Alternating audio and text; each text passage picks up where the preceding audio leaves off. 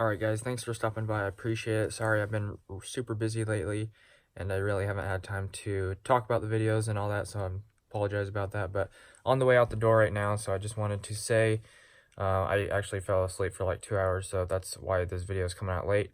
But I'm heading to like a Halloween game night thing, so I just wanted to say I was working on fire alarm today, which I really didn't get much done, just a few pipes. And then we were pulling wire all day with some big with a big wire reel, and I didn't really get any footage of that, but I just wanted to say that's what I worked on, and this video is going to be extremely short.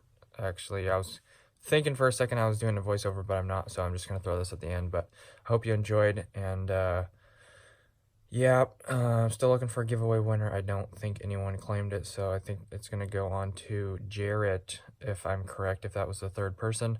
Anyways, guys, hope you have a great rest of your night.